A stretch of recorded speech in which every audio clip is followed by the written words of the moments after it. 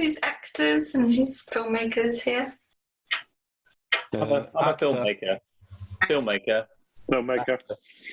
Actor and filmmaker, but mainly actor. Okay. Actor. I play with cameras. Definitely a filmmaker. which interestingly kind of is a good starting point, because it's often said with directors should know how to act, or at least go through training, and so you see it from the actor's point of view, which is something I've never done, but it's something that I really think I should do. Same here. I'm the same as you.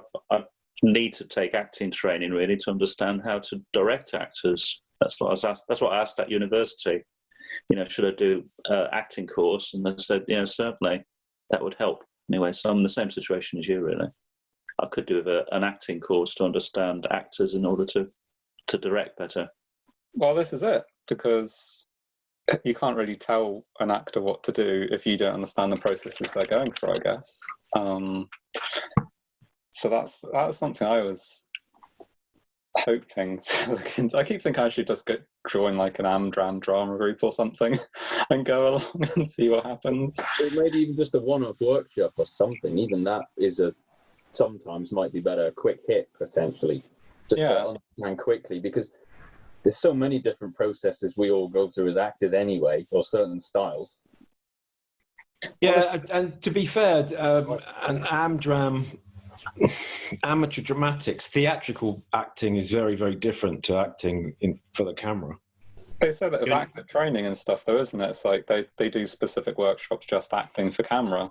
And so you may not necessarily be able to translate what you do on stage to what you do on camera. I guess it's a very different type of acting. It is, because there's no continuity with to camera.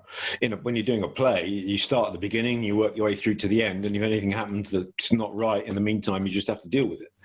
If it happens in camera, you go back and do it again. And you've lost the impetus of where your character was and what was going on around you. Yeah, it's very context driven in that, isn't it? It's like, right, what is today's block, or what is your scene, and then where are you within that? And everything else is ignored for that one scene, and it's which the director obviously should have the overarching pitch, but sometimes the communication isn't quite there about what or why or. Exactly, which is why I asked the question at the end of last week's meeting. Okay. I want the actors to make everything look real, as if they're not acting, to make it look realistic. Well, yes, but that still requires. There's different ways of acting realistically. Yeah, I mean, you could, if you were doing. I mean, it came up last week, wasn't it? If you were directing Hot Fuzz, that's very different to directing. I don't know, a soap. Also, realistic or believable are often interchangeable terms with some people. Some people's styles are more. It's believable. You can be quite outlandish, but be rooted within something. Or you want realistic, as in what you'd see every day, just casually watching someone. It's often these are the things that. It depends what you really want, as well. Yeah, it's being believable as if they're not acting. Yeah, so it's just casually picking something up, for instance. Because an actor told me that basically one thing, perhaps when you shooting, for instance, and tell the actors don't act, just make it look believable. Just make it look. Tell them not to act. Basically, as a way of doing it. Anyway, that was Tip Cullen that actually gave me that advice. Just tell them not to act. I'm not entirely certain how I'd feel if I got that note. I've never had that note before. I don't ever recall that.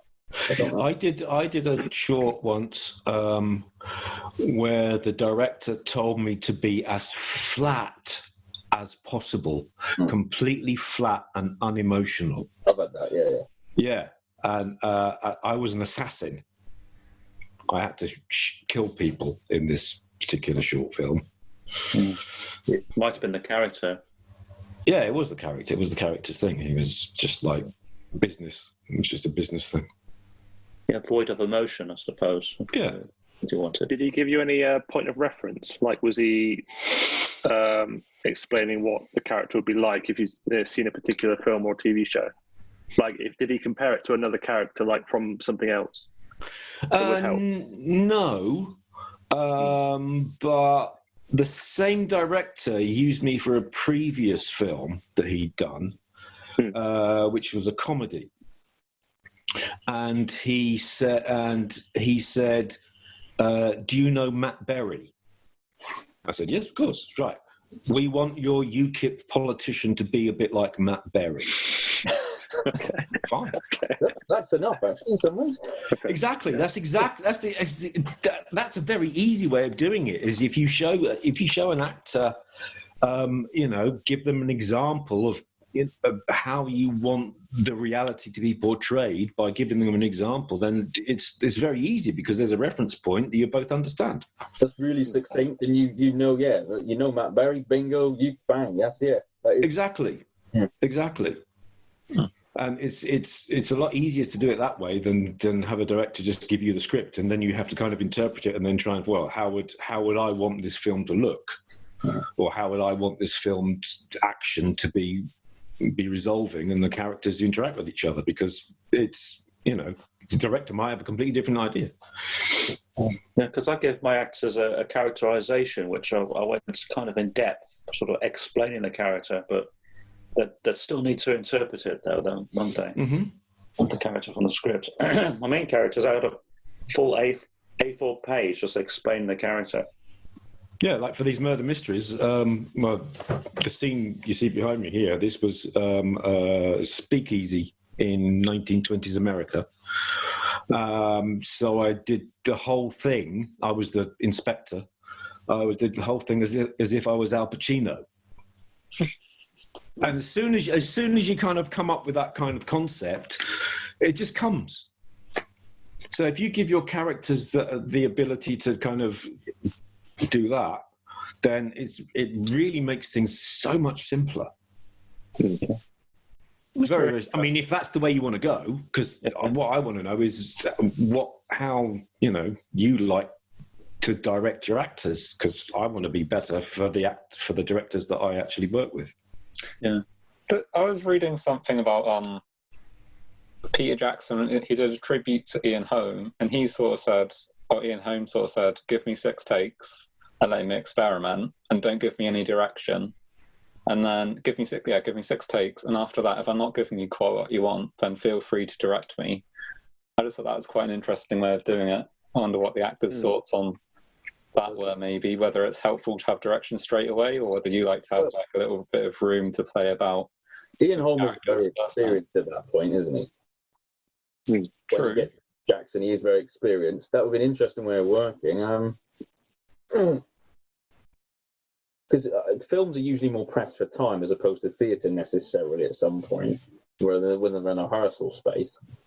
Sometimes I feel like there's enough time to play is the word I'm going to use. It's probably the wrong word, to sort of experiment a bit. Because you want options, don't you, in an edit? Yes, very much so. And sometimes you may not feel like you're giving options because there's not enough back. So I would give that a go. I'd really like to give that a go. Actually, 6 different.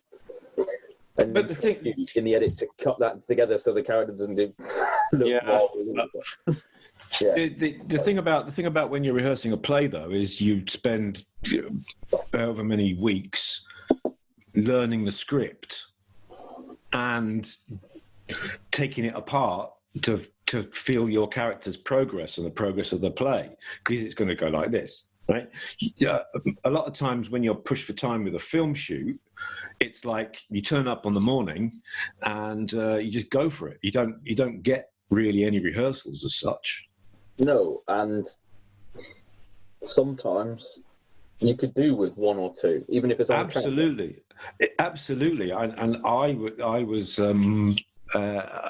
was supposed to do some rehearsal with an actress for a short I did a couple of years ago, and then the actress couldn't make it, so there was no rehearsal. But that would have been so useful, because then you can actually know or feel what you're going to get from the person you're acting alongside.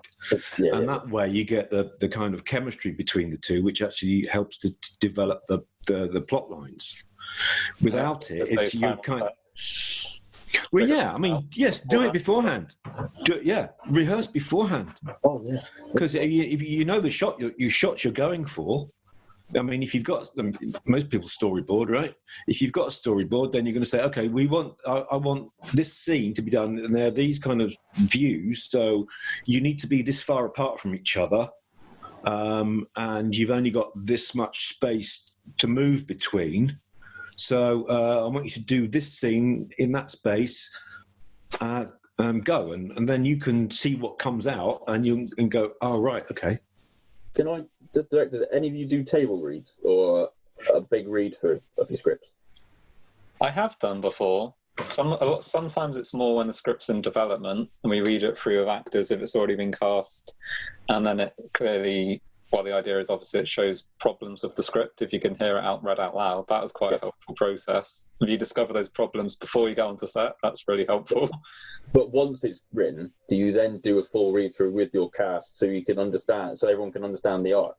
I have done on some films, not all the time. Again, sometimes it's logistical issues if you can't get everyone together at the same place at the same time. Yeah. But generally, it has been proved to be quite helpful. And even then, if the actors say, "Oh, that line's not quite right. Could I rewrite it as this?" It's like, yeah, and that's absolutely fine type thing. Yeah, because people write very, very differently to the way people talk. Well, that's true. I always encourage actors to say that. I'm not like a writer who would say, "Oh, you have to read the script and say the lines exactly how they are." I would always encourage actors to suggest things and bring their own sort of voices to the characters. Have you ever said no? I don't think so, unless it's like very far out. But a lot of the time, it may only be a minor tweak, and so it's much of a muchness. But I don't think there's ever been a stage where it's like addressed this, like ever caused any major conflict between me and the actor or anything. It's like, no, it's not necessarily a major conflict. Sometimes there's a bit of language you just want because it sort of seems in. Sometimes you don't want us to move too far away from that language of the film or something. Yeah, I guess I'm not too precious on my scripts, that kind of thing.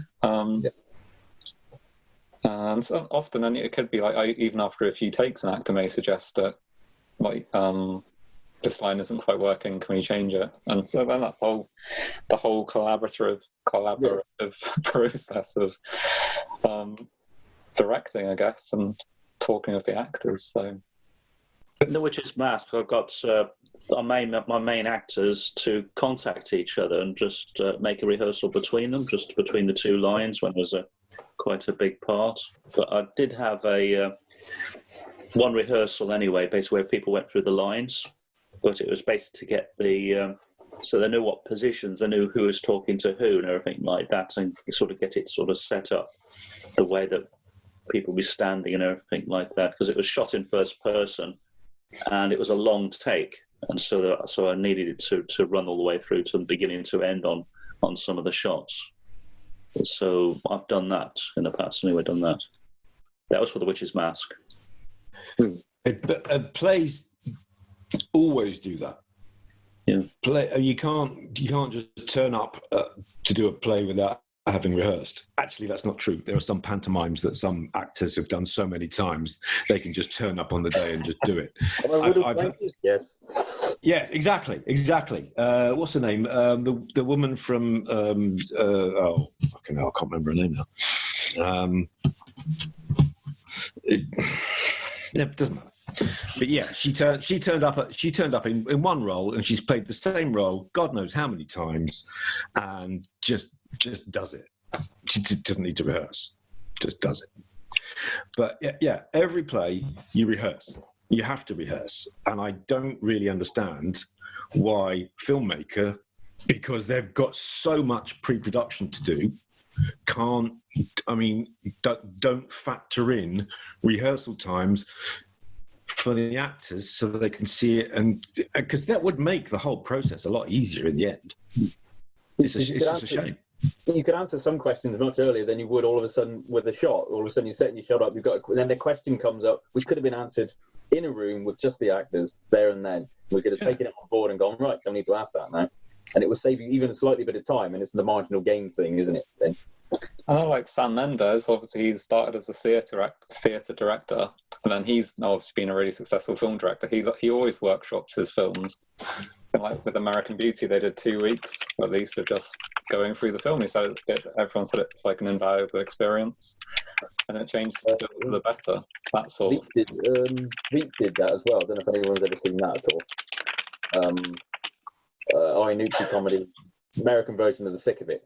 But what he did was they would rehearse that for 2 weeks. 1 week of like on beat, set out, and then another week. Obviously, they got the luxury of the budget, and then they've got a week on camera sort of thing, and then filming it as well. So that would then develop it, and as a result, the performances and it was all really quite banging off each other, like it was a play almost in some cases, because dialogue's just zipping back and forth on the camera. The way it's shot is quite loose. I know that involves budget and time and getting people in the. Well, these are all things we've got to juggle, but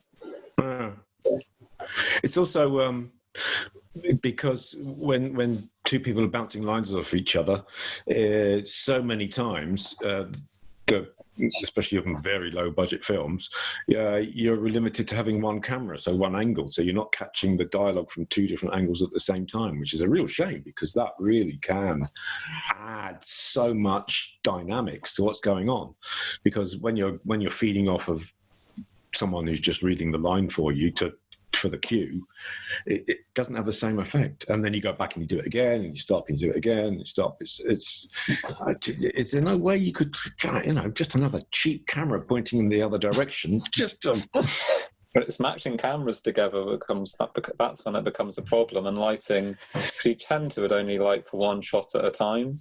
Exactly. Yeah, I understand. I understand that. Yeah. What I do is I get the actors to. They go for the scene, like if they've got one camera, the camera's pointing at the one actor, but I've got both actors there, so they're actually performing together. And then basically, then you'll run for the whole thing, and then you'll move the camera, and then basically, then you'll run the whole thing with the second actor, like if it's over the shoulder shot. But in the edit, for instance, you might want to get reactions, and so you could actually sort of flip between one and the other because you could get the reaction from the actor that wasn't. Does everybody start from out to in? Sorry. Do anybody start from out to in? Do you start with the 2 shot, for instance, and then wait close ups? You do that so they can get some rapport going. You generally do that. You start with the wide shot first, and then obviously get tighter. Yeah. Does it? But you're running for the whole thing each time. Yeah.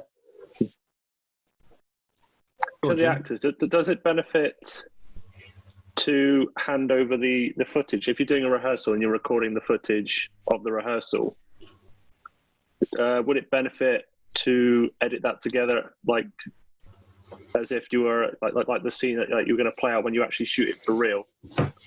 Probably, but no one's ever done it. I wouldn't know. I've never seen it. Yeah, I've never. Because I feel like that's probably one of the better ways to sort of. I mean, that's how I've always done it, like to video it, just to kind of like just take the camera or take the phone and just record like from side to side and just sort of so at least the actors can see their performance and then be able to sort of roughly edit it. I mean, that's the thing, you can video stuff and edit it on your phone and send it over as like a rough copy of the scene that you're going to be doing shot on some location somewhere. Yeah. Are you guys familiar with a book called Directing Actors by Judith Weston? This book was mentioned to me a few days ago on another chat, funny enough, but I haven't actually read it. It is unquestionably the finest book ever written on how to direct actors on film. And absolutely brilliant. It's a complete must-read. Mm-hmm.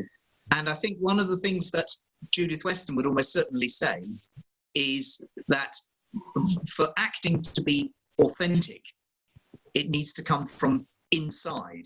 So to answer Jim's question, actually, if you were sort of showing the actor what they look like in the rehearsal in order to try to get a better performance out of them in the final take, I think it would be probably completely counterproductive.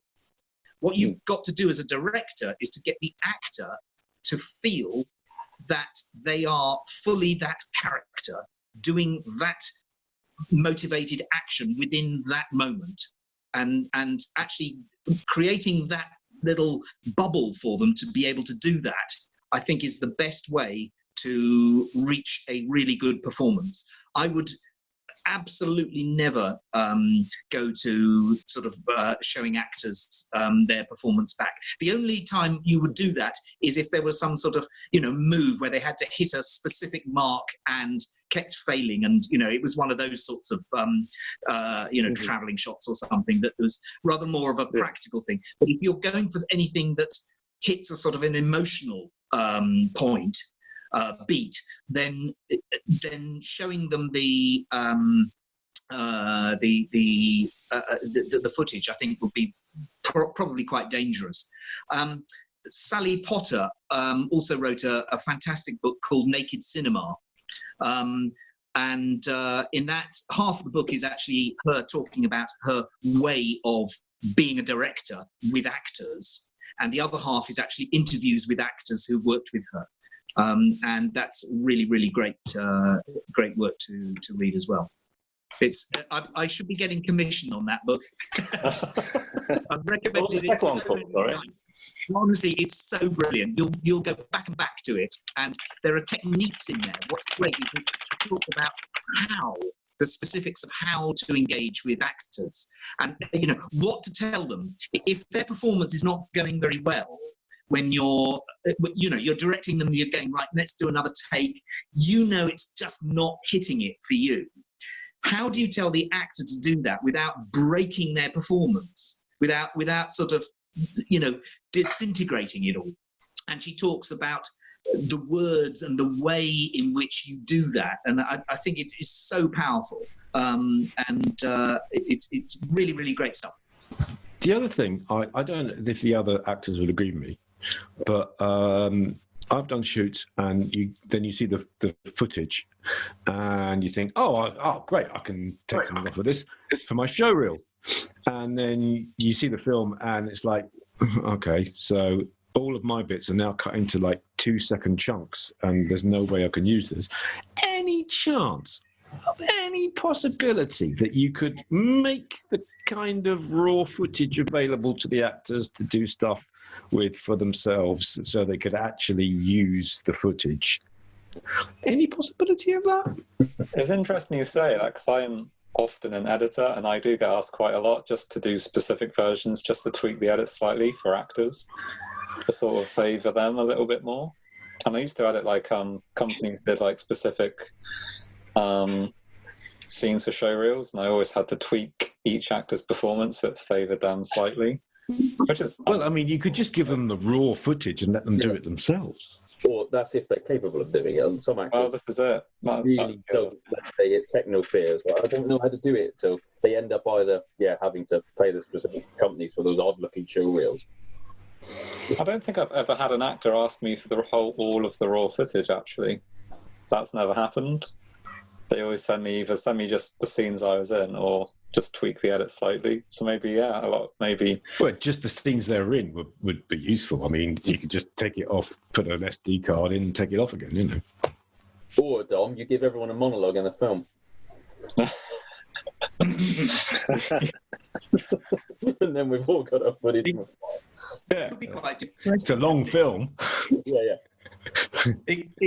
It could be quite depressing for an actor, receiving all that raw footage and then suddenly realizing why it was the director said, "Could we now do take 27?" That's why my performance wasn't very good. We might not see that, to be fair, Simon. Sorry? We might not see that. Actually, we might think we were doing all right, so we might not potentially see what the problem was as well. There's always that disconnect at times. There's also one, but they're not quite getting it. Yeah, that's it. And the other thing is, sometimes the director will use a take that looks better, but the actor hasn't given their best performance, and the actor will want the one with their best performance in for their edits. Because I mean, you know, I don't know, continuity wasn't quite right in that scene, or there was a nice shaft of light causing a bit of flare on the lens that came in, you know, that kind of stuff. So they will, the editor or the director will make an artistic choice, nothing whatsoever to do with the quality of the actor's performance, which is a bit of a shame because the actor would like it to be the best performance throughout the whole experience.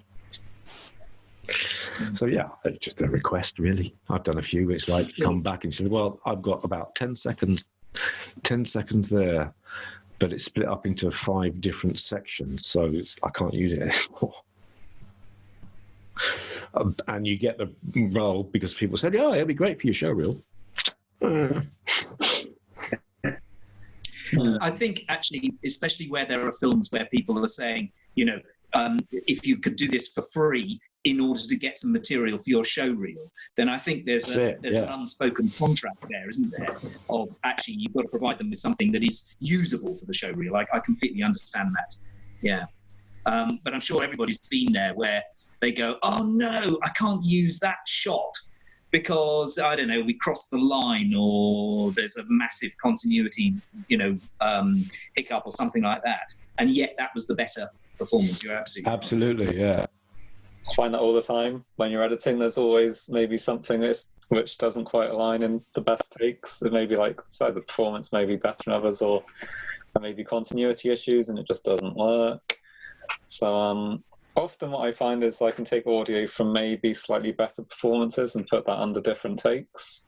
It's often something I can find works quite well. Well, I got into the habit of asking people how big the shot is. Yeah, you hear that a lot. Like actors say it's really useful to know what the frame is. Yeah, so I then know how still I'd have to be. So if I'm gesticulating, but you're here, there's no bloody point to me doing that.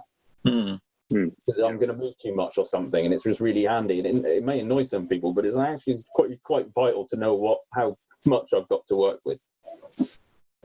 I did a very, very basic on-screen workshop with Signet Theatre. They did do quite a lot of various day or weekend courses, which anybody could go to. It wasn't just for their students. And they had done an online workshop. I think it was quite intensive for a long weekend. And that was really interesting because, like Alex was saying, and some of it is common sense, but I've only ever done theatre. So I was used to just not even necessarily projecting my voice, but just speaking normally. But of course, when you've got a microphone there, you can't even speak normally. You've basically got to almost whisper because the mic will pick up everything.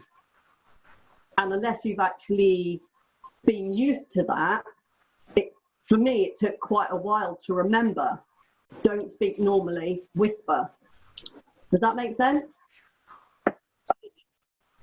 Yeah, especially if your natural inclination is to project, which often it is for us. It's like, I've got to be heard. And all of a sudden, bring it right in. And not to the point of the mumblecore, as they call it now, don't they? Where there's an awful lot of dialogue gets lost, probably in the mix or for whatever reason, which is infuriating, quite frankly. Yeah. It's interesting. I was on a chat about this of like, was it Jamaica Town, which is quite famous, that is like have really mumbly dialogue a few years back, and they BBC, a lot of people were blaming the sound people, but they were like, no, it's nothing to do with us. It was a creative decision to have a mumbly actor. That's a bad decision as well. So yeah, it literally got the director made that decision on set, and so did the actor to obviously go with that thing, and then it went all the way through. That it obviously got approved all the way through the edit. And they made that choice, and then obviously when it aired, it was like, oh, it kind of backfired a little bit.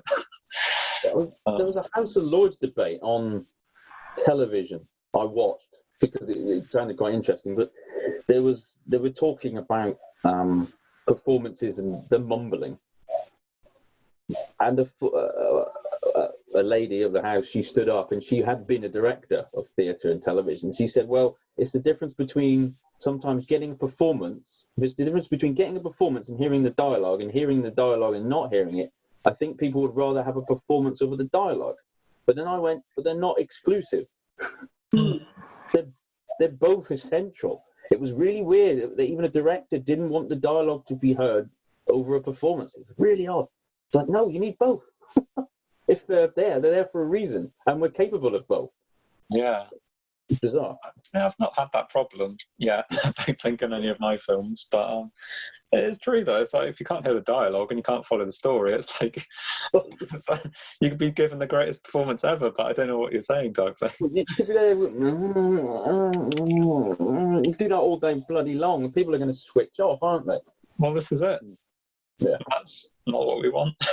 Yeah. Well, I'm just wondering how people give notes generally then. How do you approach that if an actor's not doing what you want, if you've ever had that experience, or I tried to do it privately, just to the actor, rather than like shout across the set. It's like, oh, you're not doing what I want. Yeah. So yeah, that's definitely one thing I try and do.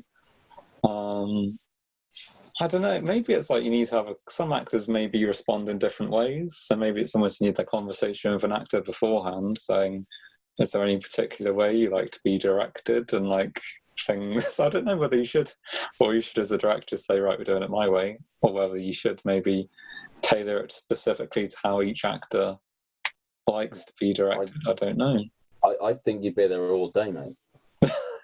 No, honestly, if you tailored it for each person, you're going to have your certain style. And of course, psychologically, you're going to understand how people react anyway. That's just how daily life, isn't it? You get how people react. I think you've got to pick that up pretty quickly on a set, haven't you? Yeah. You've got to really quickly learn what people can deal with or what is acceptable for certain people. So probably not that. It's just whatever style you've got, then just slightly adapt it within those conversations. So probably don't ask you. If you asked me, I probably wouldn't know either. Yeah, that's interesting. Probably learn, and in between that, or what the shorthand with you is. The shorthand I have with like Joe, for instance, and Burn the Curtain is completely different. Probably with the shorthand I'd have with you, because I've known him for like a decade or so, and we've worked together, and we understand there's things that we don't even need to say anymore. Probably. Yeah. So yeah, you get a lot of actors and directors working together.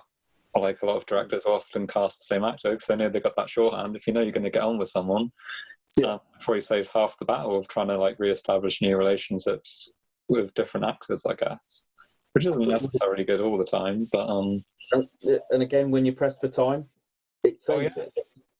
Yeah, well, because films you always basically pressed for time, or most of the time you are struggling. But I think that's. Even locally, you see a lot of people tend to work with similar groups, maybe. So I guess it's like a lot of it's friendship groups almost. If you can find you work well with people, you're probably just likely to stick with them. Which I don't know, pros and cons. It's not good if you're like trying to get in there, but well, yeah. Then it's a wider issue of access to different things, or whatever. Or you may not be casting it right at that point. That is also very true. You may, if you cast your friend just because they're friends, it may be of detriment to the film, I guess, if they're not the right person for the role. Sort of Simon's point earlier about what kind of, are you getting the right performance, or have you cast it correctly in the first place? Have you? Sometimes you have. Again, it's obviously time issue. Have you got the right time to get to the right person, or how many people have applied, or declared an interest? So, it's always these battles along the way, right? If you've got the right actor at this point now for that role.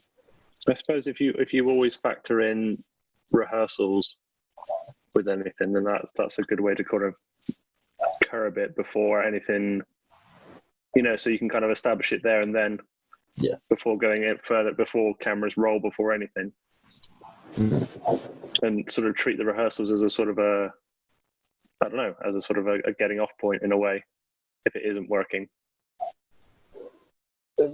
Rehearsal is it's vital. It really is.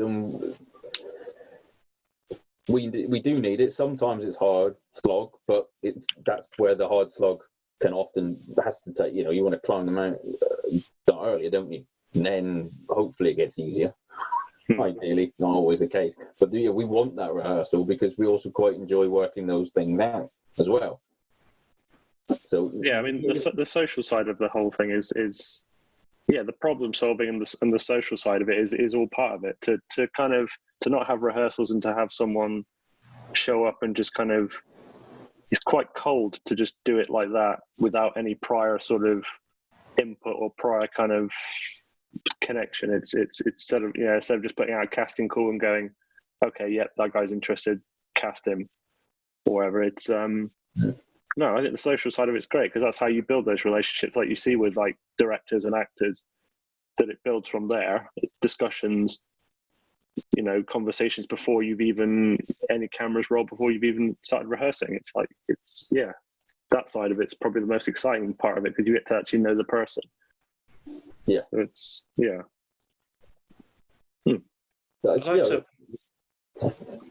I like to put on a rehearsal because I think sometimes you can actually find out who's committed to doing the film.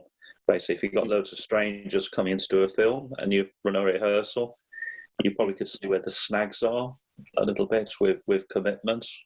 It can help with chemistry.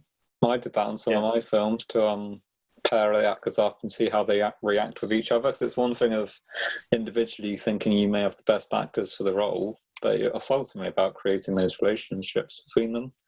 And so you kind of need to see what they look like together and how they interact. So I definitely think that's something I've done on a few films. Try that it's kind of like a workshop to some kind of, and then so that's something I'd definitely recommend doing.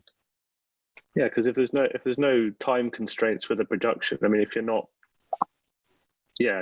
sort of like, if there's no deadline at all, then you can factor all this social side, this rehearsal side into it, and basically kind of, I don't know, nurture that until it's actually ready. Because it's all good having the script. If you've got the script and you've got the vision, but you need to sort of work on the other aspects of it, then it makes sense to spend as much time as possible on that before. Do you pay the actors for the rehearsal, or do you just pay them for that?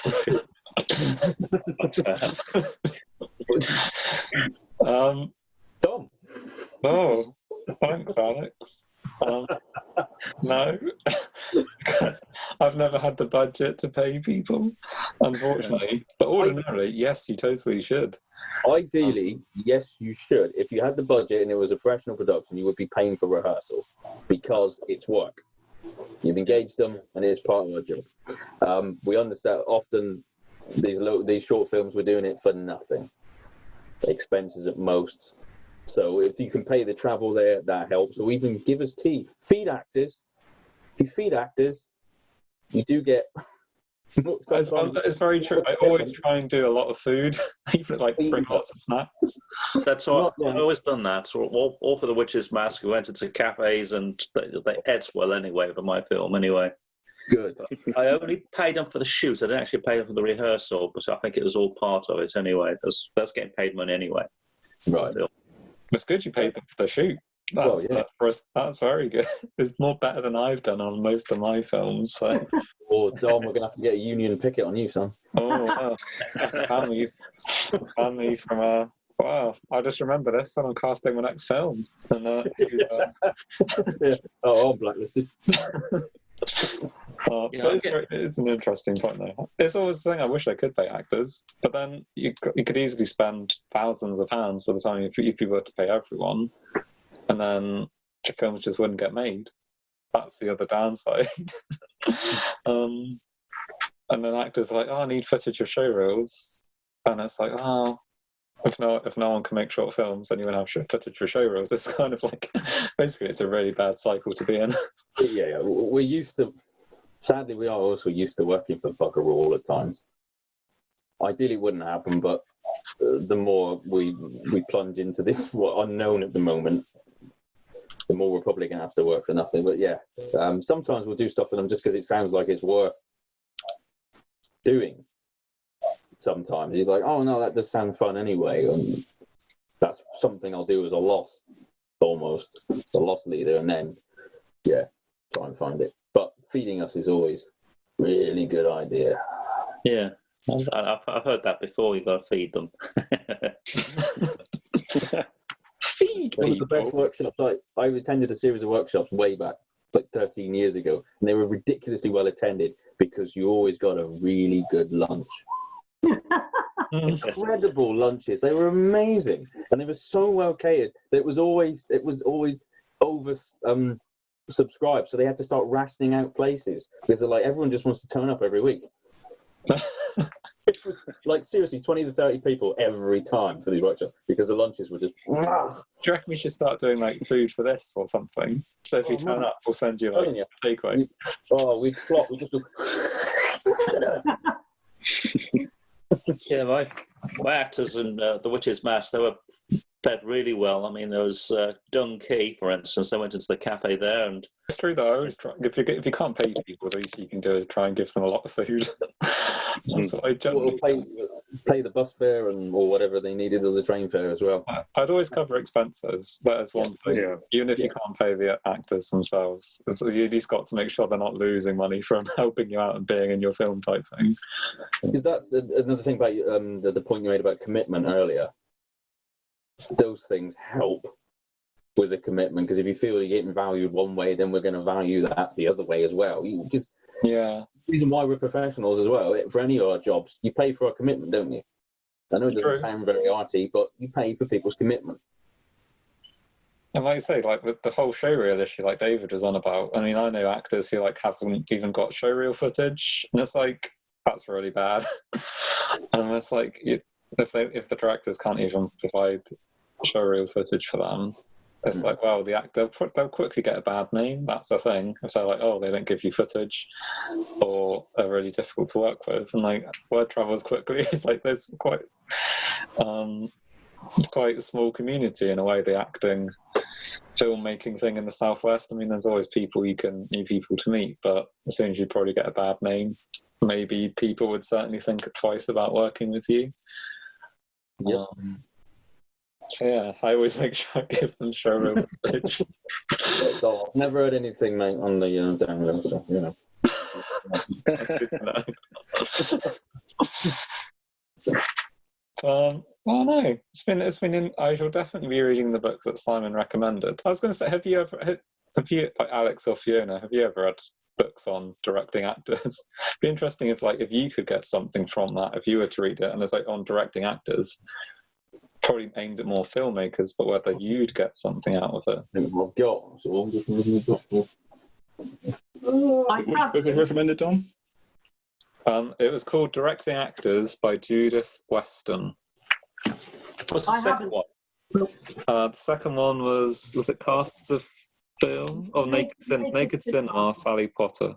Yeah. Harry Potter. Sally Potter. Sally Potter. Yeah. Yeah, Sally Potter. What was that you were saying, Fiona? No, I haven't, but Simon has mentioned it to me before a long time ago, and then I totally forgot all about it. I know that's the thing I find. It's like all these good things are mentioned. It's like, oh, I must read that. So like, I haven't got pen and paper handy at that moment. I know. This is one we end up reading a lot So that as actors. The actor. The actor by Chekhov, by Michael Chekhov. I'll add it to my list. We often end up with this book a lot, particularly if you've been to uni or drama school. It's not as well thumbed as it could have been, but which probably shows my approach and technique at times. But that's a book we end up with a lot. Quite a few of us do. What's that specifically about, Alex? Well, Chekhov, because he would work with, if everyone's heard of Stanislavski, may or may not, wider thing, method acting. So the sort of early part of the 20th century, Chekhov started to revise method acting and sort of, again, making it sort of working with gesture, as it were. So you'd think of it, he called it psychological gesture. So you'd make a pose of how you think that character would be, and you retain that feeling. The gesture wouldn't be performative. It would be you'd make it, and then you remember what that pose did for you in here, and then you work from inside out. So it's that style. So it is method, for the want of a better phrase. along that style, which then got utilised into films, because the people like Yul Brynner, Robert Mitchum, Marilyn Monroe, along these sorts of lines, and so those sorts of guys of that style from the 50s. That makes any sense, because it's internalizing it, isn't it? Yeah, and it's also working you're kind of physically doing the action in order to be in that moment to feel it. So it's not necessarily about the physical action, it's the feeling that you then obtain within your... For instance, this is a gesture you'd make if you wanted to make a certain feeling or state as a character, but you wouldn't do that on screen or in the show. Some people do, often as a choice, but you would then remember what that felt like and use that feeling. That's interesting. That's what we do. So then it's that. So those are rather those aren't necessarily strong ones. The most famous one's the one called The King, where you stand there and you sort of make a big gesture out, and it makes you feel big and opens your body out. And then if you wanted to play a high status character, you then remember what that felt like, and then you use that as the energy to drive through whatever it is at the time. But those are internal processes we go through, which you might not necessarily need to know. It depends how much you think you need to know. I don't know what. And I think depending on the actor, it might also depend how much of that internalization actually comes out. Oh, yeah, because you could do that and be really small. Yeah. It's how much you drive and how, it's, and some people don't use that method. Other people might. It also depends where you, because if you're from a theatre background or if you're from purely a film background, you can also see differences. You can see where people have done both, or some are just from one or the other. That's also a defining factor of how we approach anything. Because would you guys be interested in learning what a theatre director does? I would be. I often think it'd be interesting as a challenge to try and directing a theatre show.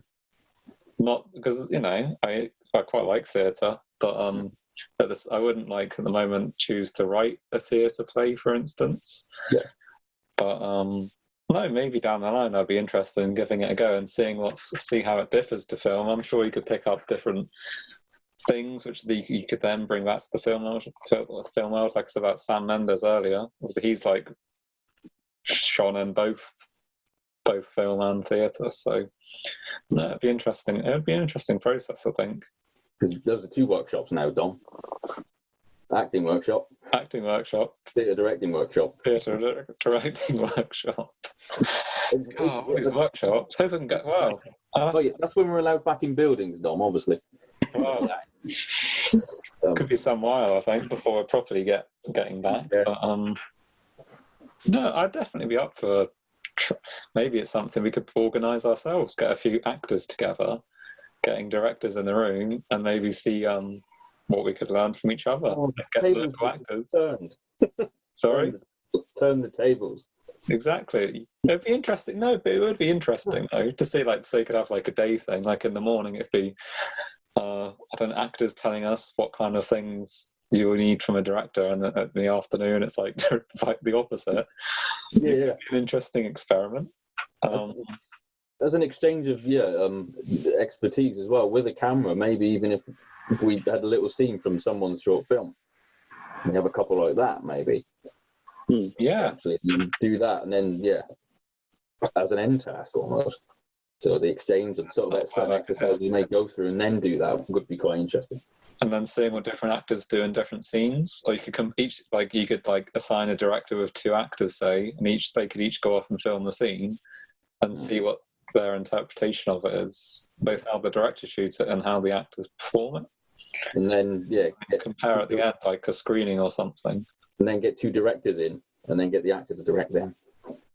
Well, I think that could be really all of a sudden with having to do with the camera or whatnot as well. But it's I know it's a concept. I'm going to write it down. The market for it. I'm sure there'd be enough interest you could gather to hire any room cost that would need to be paid. I'm sure you could fill it up. A bit of promo. But no, I think that's a good idea. Yeah, so, of interest is have people seen much whether people are starting to shoot again now? Things like the pubs are open. Are people considering getting back into shooting, or what's the general consensus with that at the minute? I'm not shooting anything at the moment yet. So I'll probably almost give it a few weeks and sort of see how the situation, now they've obviously opened the pubs and people are buggering off on holiday, sort of see what that difference that makes. Yeah, and what this like social distancing. I think the social distancing rules will still be here for a while, and so it would still limit probably what you could film, I think, for a little I don't know about down here, but I'm on quite a few different sort of actor forums throughout the UK, and there are a fair few that are going back to work, and they're starting to go to acting. And somebody said, so how does it work? And I think it really varies. One guy said, well, we had about 200 people, including cast and crew, and social distancing wasn't great, so you kind of did what you felt comfortable with. Somebody else said that social distancing for the project they were working on was absolutely fantastic. You know, it was very, very tightly done. So I think, again, it depends on the company, it depends on the people, and I think a lot of it depends on the individual as well. If some people are scared, then they're going to be a bit more tentative. Others that don't give a shit, then they're not going to be necessarily as in that mindset. So I think it might vary on the different people, but there are definitely people that are going out there and starting to get back to sort of acting and shooting and filmmaking and stuff. Yeah, I guess film may be easier, because obviously it doesn't seem like theatre's coming back anytime soon, unfortunately. So maybe more people will be drawn into film, and maybe that's the way that actors, at least initially, start acting again. More of a film thing rather than theatre. I don't know. Because the law's on, I think theatres, if they work, like the bar can open, but you can't have any performances on, or some bizarre, confusing laws, which they all have been since. But I think it also might affect, in terms of theatre, how big a cast is and how many you need to make it break even. I think films, in our short films, might even get smaller. It might even have to, like, more one-person shoots or something. Maybe as well. 10-minute warnings come back up again. Oh, yeah, 10 minutes. Oh. But there's something on the news earlier about, like, the Minack Theatre. Obviously, it's open air. And they were like, well, why can't we do our things? It's like, it's probably as safe as anything. If you can go to a pub and all crowd together, then surely you could We're just not allowed outside. We're an outdoor company. We wouldn't be allowed out there. We couldn't get permissions. We could do something without permission, but of course that would be... Yeah. It's an interesting thing. It's like, why? I don't know why you couldn't. Surely that's a potential avenue that they really need to explore.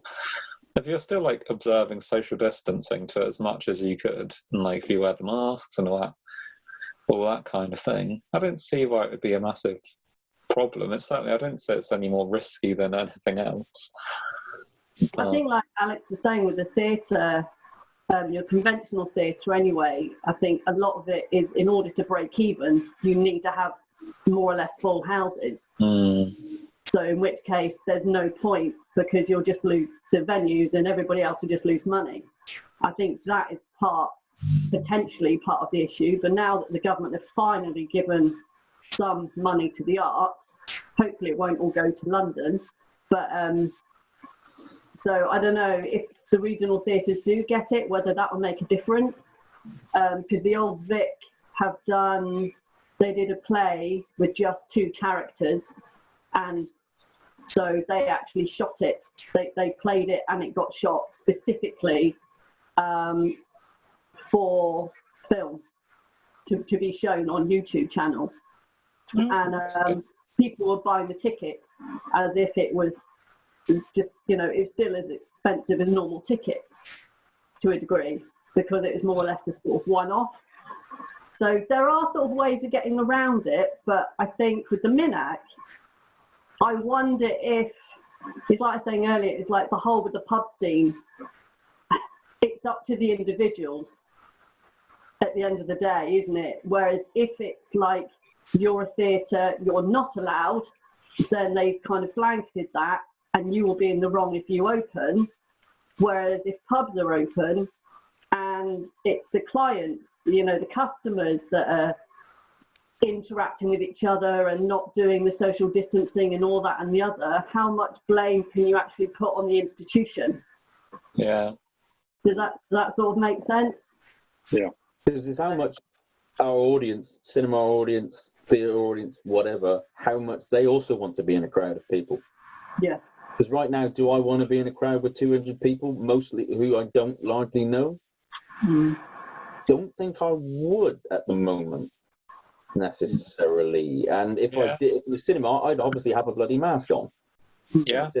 But do I want to be close? And it's also about what our audiences potentially, do they feel right as well? Yeah, it's true. I'd love to go back to the cinema, but I'd certainly have second thoughts at the moment, like you say, and you probably would want to wear a mask. And then, like it's sort of like aircon and that thing is just circulating around. If someone did have it, then maybe absolutely fine if you went along. But there's certainly a degree of risk going along, I'd still say at the moment. Even though I think we have things pretty lucky down here so far. Have they just opened again? Most have, but was it like Cineworld or View have delayed it till the end of July now? Yeah, they pushed it back. So yeah, obviously they, for whatever, I guess maybe they can't. They realised it probably again wasn't viable, maybe because I think there wasn't any new films out. They were showing like Empire Strikes Back or something, or they're showing lots of old. There's no new films properly until the middle of August. So yeah, they thought, well, we might as well just give it a little bit longer then. And Isn't the Bond one the next big one out? It's not due. Yeah. It's October, I think. Right. Okay, that's. I think it's Tenet in it with Christopher Nolan's Tenet for middle of August. Even like a big Nolan film, I don't think it still probably would do not nearly as well as it would do ordinarily. They've said they're going to have it running for longer. Oh, okay. They kept pushing it back because it was supposed to come out next week, not the 17th of July. Then they pushed it back to middle of August. But they said what they'll do is, if they're pushing it back, they want it to be on screens longer than usual. So I guess it would delay the home video release or whatever it is. Yeah. But it means, things are gradually going to get better, aren't they? So true. If it's running longer, there's more chance of people going to the cinema like normal, depending on what the situation is, or But yeah, I feel like it'll be the same with the pubs. People sort of give it however long it may be, a few weeks, and the same with the cinema, and see what it's like. And if it's like prove that it does drastically boost cases, I think people would probably be more like to be put off. But as soon as people start going along maybe and realise it's probably or maybe safe, then it will probably just, like you said, a lot more and more people will just try and go back to normal. I can see why they might want to keep it to longer runs and so on, because I'm guessing that cinemas will do things like, only every third seat can be used, and therefore, to get the same quantity of people seeing it that you would in a normal run, you'd need to have a lot longer period to get that same demographic through watching it. So I'd imagine they're going to do something like, every third seat can be used or something like that to give you a decent distance between people, and then therefore the taking to be much lower as well and things like that.